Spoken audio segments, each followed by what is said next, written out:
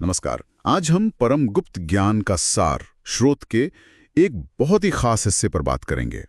अध्याय 9 के पहले 3 श्लोक जी। इसमें श्री कृष्ण अर्जुन को बता रहे हैं उस परम गुप्त ज्ञान के बारे में, हाँ। जिसे जानकर कहते हैं सब दुखों से मुक्ति मिल सकती है। तो सवाल यह है कि भाई श्रोत इस ज्ञान को इतना श्रेष्ठ क्यों कह रहा है? इसी को समझते हैं थोड़ा। बिल्कुल। देखिए, श्रोत इसे शुरू में ही राज विद्या कहता है। राज विद्या? हाँ, मतलब विद्याओं का राजा और राजगुह्यम भी। अच्छा, सबसे गुप्त, सबसे गहरा रहस्य। बिल्कुल। और इसकी पहली खूबी बताई है पवित्रम इदम उत्तमम। पवित्रम मतलब ये पवित्र करने वाला है। हाँ, परम पवित्र। और ये सिर्फ आप देखिए बाहर की सफाई नहीं है, ये मन को, आत्मा को, उसको निर्मल करने वाला ज्ञान है। ठीक है, पवित्रता समझ आई। पर श्रोत एक और दिलचस्प बात कहता है, प्रत्यक्ष अवगमम। हाँ, यानी जिसका सीधे अनुभव हो सके। अब ये थोड़ा सोचने वाली बात है, गहरा ज्ञान और सीधा अनुभव, ये कैसे? सही कहा आपने। ये बहुत अहम पॉइंट है। प्रत्यक्ष अवगमम का मतलब है कि ये सिर्फ क्या कहते हैं थ्योरी नहीं है, किताबी नहीं है। अच्छा। श्रोत का इशारा है कि इसे जब जीवन में उतारते हैं ना, तो इसकी सच्चाई वो खुद महसूस होती है अंदर से। मतलब ये सिर्फ इंटेलेक्चुअल चीज नहीं है? नहीं, बिल्कुल नहीं। ये कोरी कल्पना या सिर्फ मान लेने वाली बात से अलग है। ये अनुभव की चीज है। अच्छा। तो अनुभव जन्य है ये। फिर आगे कहा है धर्म्यम, धर्म के अनुसार जी। और सुसुखम कर्तुम। ये मुझे बड़ा इंटरेस्टिंग लगा।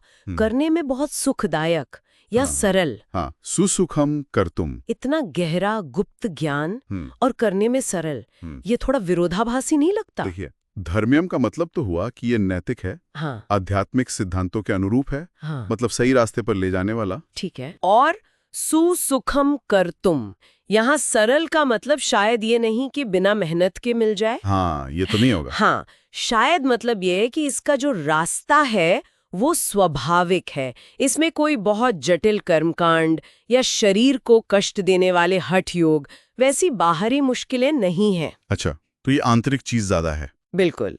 ये समझ और अंदरूनी बदलाव पर फोकस करता है, और वो प्रक्रिया अपने आप में मतलब सुखद हो सकती है। भले ही उसमें लगन चाहिए, ध्यान चाहिए, पर वो बोझिल साधना नहीं है। एक सहज मार्ग। हाँ, श्रोत उसे ऐसे ही पेश कर रहा है। और फिर इन सब गुणों के बाद एक और बात, अव्ययम। अव्ययम, हाँ, यानी अविनाशी, जिसका कभी नाश ना हो। तो मतलब इसका जो असर है वो परमानेंट है, एक तरह से गारंटी। हाँ, अव्ययम यही दिखाता है, इसकी शाश्वत प्रकृति। श्रोत कह रहा है कि इस ज्ञान से जो मिलता है ना, वो फल स्थायी है।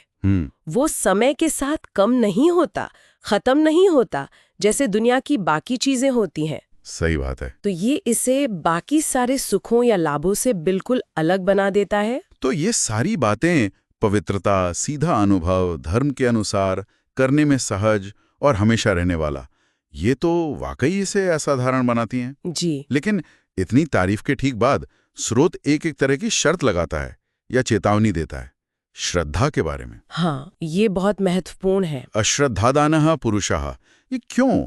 मतलब इतना बढ़िया ज्ञान है तो सबको मिलना चाहिए ना, श्रद्धा की शर्त क्यों? बिल्कुल। देखिए, स्रोत साफ कहता है, अश्रद्धाधानः पुरुषा धर्मस्यस्य परंतप अप्राप्य माम निवर्तन्ते मृत्यु संसार वर्तमनि। मतलब हे परंतप, इस धर्म यानी इस ज्ञान के प्रति जिनमें श्रद्धा नहीं है, वो लोग मुझे यानी परम सत्य को पा नहीं सकते, और वो वापस मृत्यु वाले संसार के चक्कर में लौटते रहते हैं। ओहो, तो इसका मतलब ये हुआ कि ज्ञान कितना भी अच्छा क्यों न हो, अगर उसे लेने वाले में श्रद्धा ही नहीं है, विश्वास ही नहीं है, तो वो बेकार है उसके लिए। हाँ, बिल्कुल। ये तो फिर सिर्फ तर्क या बुद्धि की बात नहीं रही।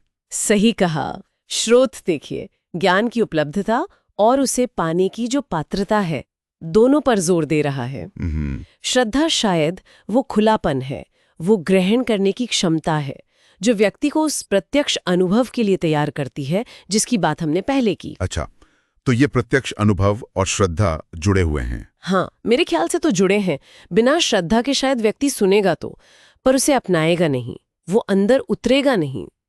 उसका जो बदलने वाला असर है वो नहीं होगा, वो बस एक जानकारी रह जाएगी, अनुभव नहीं बनेगा। तो श्रद्धा एक तरह से चाबी है। बिल्कुल, एक अनिवार्य कड़ी है, ऐसा स्रोत बता रहा है। तो संक्षेप में कहें तो इन 3 श्लोकों में स्रोत एक ऐसे ज्ञान की तस्वीर खींच रहा है जो सिर्फ जानना नहीं है, बल्कि एक बदलने वाली शक्ति है। हाँ, पवित्र करती है, अनुभव में आती है, नैतिक है, सहज है और स्थायी है। सही कहा।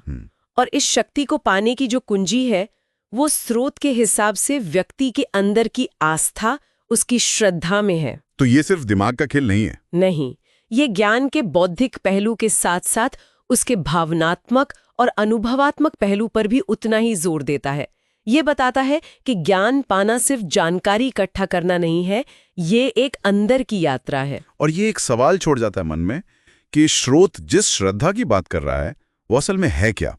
क्या वो सिर्फ आंख बंद करके मान लेना है, या जैसा आपने इशारा किया कि वो उस प्रत्यक्ष अनुभव की तरफ पहला कदम बढ़ाने की तैयारी है? यही सोचने वाली बात है। देखिए, स्रोत यहाँ श्रद्धा की परिभाषा तो नहीं दे रहा, नहीं, लेकिन जिस तरह उसे ज्ञान की इतनी महिमा बताने के फौरन बाद रखा गया है, वो इशारा करता है कि ये शायद सिर्फ निष्क्रिय विश्वास से ज्यादा है। अच्छा, हो सकता है ये उस ज्ञान की जो क्षमता है, उसको पहचानना और उसके प्रति एक तरह से समर्पित होना, वो भाव है जो फिर व्यक्ति को उसके सीधे अनुभव तक ले जाए। तो श्रद्धा और अनुभव का एक रिश्ता है। हाँ, ये श्रद्धा और अनुभव का जो आपसी ताना बाना है, वो इन श्लोकों के आधार पर वाकई गहराई से सोचने का विषय है।